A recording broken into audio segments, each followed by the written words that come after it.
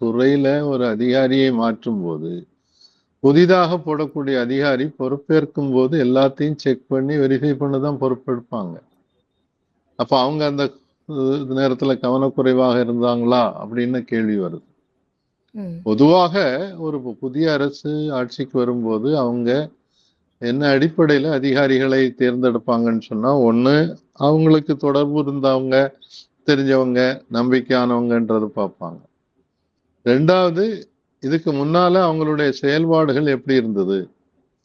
யார் எஃபிஷியன்ட் அப்படின்றத இப்போ தமிழ்நாட்டை பொறுத்தவரையில நிறைய எஃபிஷியன்ட்டா உள்ள அதிகாரிகள் இருக்காங்க. அப்போ அதிகாரிகள் எஃபிஷியன்ட்டா இருந்தா தான் துறை ஒழுங்காக நடத்த முடியும். அப்போ அதுக்கு ஏற்றபடி பார்ப்பாங்க. இப்போ நீங்க பார்த்தீங்கன்னு சொன்னா, தேர்தல் அறிவித்ததும் தேர்தல் ஆணையம் அரசு அதிகாரிகள நிறைய பேர மாற்றம் செய்தது. ம். ம். தேவையே இல்லாமல் மாற்றங்கள் செய்தாங்க. சீஃப் செக்ரட்டரி உட்பட மாத்துனாங்க.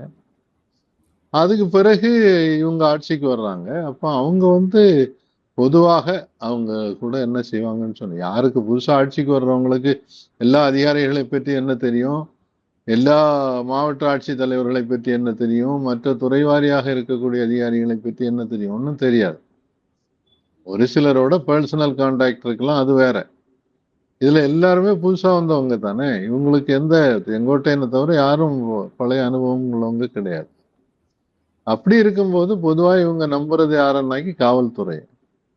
ம். காவல்துறையினுடைய ரகசிய தகவல் சேகரிப்பு என்பது தொடர்ந்து நடந்துகிட்டு இருக்கு. அந்த ஃபைல் சிஎம் கேட்டா அவங்க குடுப்பாங்க. அப்ப சிஎம் பார்த்துட்டு, ஓகே இதுதான் என்ன பின்னணியா? அப்ப அதுல இவங்கள இந்த இடத்துல போடலாம், இந்த இடத்துல போட்டா நல்லா இருக்கும் அப்படின்றது முடிவு பண்றது தான் காலம் காலமாக ஒவ்வொரு புதிய அரசுகள் ஆட்சியில் வரும்போதும் நடக்கக்கூடியது. இன்னொரு பக்கத்துல சில ஒரு சந்தேகம் இருக்கும். இவங்க அரசு அரசு அதிகாரிகளாக இருந்தாலும் ஒரு கட்சிக்கு ஆதரவாக செயல்படக்கூடியவர்கள். அமைச்சருக்கு நெருக்கமாக இருந்தவர்கள், முதல்வருக்கு நெருக்கமாக இருந்தவர்கள் அப்படின்னு ஒரு சந்தேகம் இருக்கும்.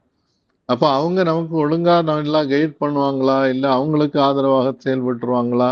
இங்க நடக்கக்கூடிய விஷயங்கள அவங்களுக்கு தகவல் சொல்லிருவாங்களான்னு ஒரு சந்தேகம் எல்லாம் இருக்கும். இது எல்லாத்தின் அடிப்படையில தான் மாற்றங்கள் செய்யப்படுகிறது. அது மாற்றங்கள் சர்வசாதாரணமாக நடக்கக்கூடியது.